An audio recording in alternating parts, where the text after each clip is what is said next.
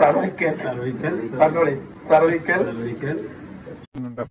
ഒരു ഉദാഹരണമായിട്ട് പറയുകയാണെങ്കിൽ സാധാരണ നമ്മുടെ മെഷീൻസിനൊക്കെ അല്ലെങ്കിൽ ചക്രത്തിനൊക്കെ എണ്ണയിടും അതിന്റെ സുഗമമായ പ്രവർത്തനത്തിന് വേണ്ടിയിട്ട്. അതുപോലെ തന്നെ നിങ്ങളുടെ ശരീരത്തിന് കറക്റ്റ് ആയിട്ടുള്ള ലൂബ്രിക്കേഷൻ കിട്ടാനും അല്ലെങ്കിൽ നിങ്ങൾക്ക് തേയ്മാനങ്ങൾ ഉണ്ടാകാതിരിക്കാനും ഒക്കെ എണ്ണ തേച്ച് കുളി നിങ്ങളെ വളരെയേറെ സഹായിക്കുന്നുണ്ട്.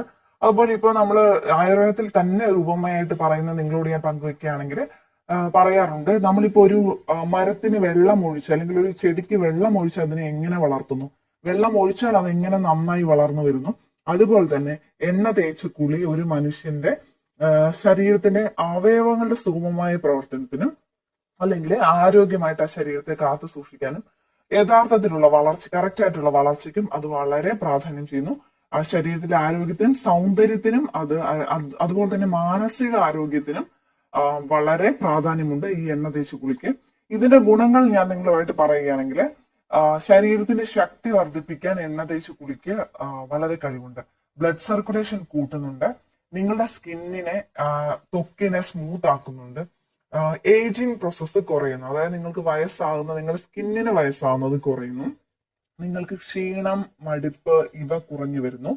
വാതരോഗങ്ങളുള്ളവർക്കും എണ്ണ തേച്ച് കൂടി വളരെ നല്ലതാണ്. ഞാൻ പറഞ്ഞതുപോലെ ശരീര അവയവങ്ങൾ കറക്റ്റ് ആയിട്ട് പ്രവർത്തിക്കുന്നു, നല്ല ഉറക്കം നിങ്ങൾക്ക് കിട്ടുന്നു.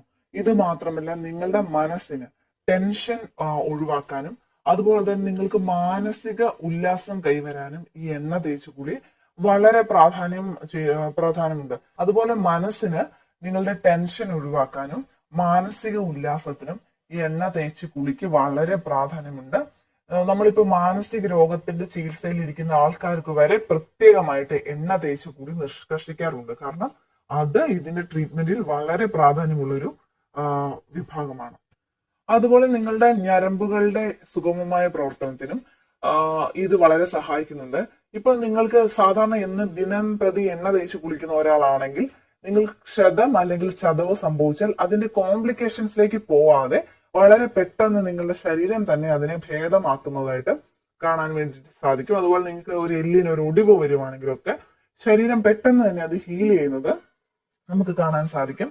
അപ്പൊ എണ്ണ തേച്ച് കുളിയിൽ അതിപ്പോ ആരൊക്കെ ചെയ്യാൻ പാടില്ല എന്ന് നിങ്ങൾക്കൊരു സംശയം വന്നേക്കാം. നിങ്ങൾക്ക് വളരെ കഫരോഗങ്ങൾ കുറെ കാലമായിട്ട് കഫരോഗങ്ങൾ മൂർച്ഛിച്ചു നിൽക്കുന്നവരും, നിങ്ങൾക്ക് ആസ്മയുണ്ടെങ്കിൽ, അത് കഠിനമായ കഫത്തോട് കൂടിയ ചുമയുണ്ടെങ്കിൽ, അങ്ങനെ ഉണ്ടെങ്കിൽ ഒന്നും നിങ്ങൾ എണ്ണ തേച്ച് കുളിക്കുന്ന അത്ര നല്ലതല്ല. അതുപോലെ പനിയുള്ളവരും എണ്ണ തേച്ച് കുളിക്കാൻ പാടില്ല. ഹാർട്ടിന്റെ ഡിസീസ് ഉള്ളവര് നിങ്ങൾ മരുന്നൊക്കെ കഴിക്കുന്നുണ്ടെങ്കിൽ നിങ്ങൾ അത് ഒഴിവാക്കുന്നതാണ് നല്ലത്. അതുപോലെ പ്രഗ്നൻസിയിൽ നിങ്ങൾ തേക്കാൻ പാടില്ല. ഗർഭിണി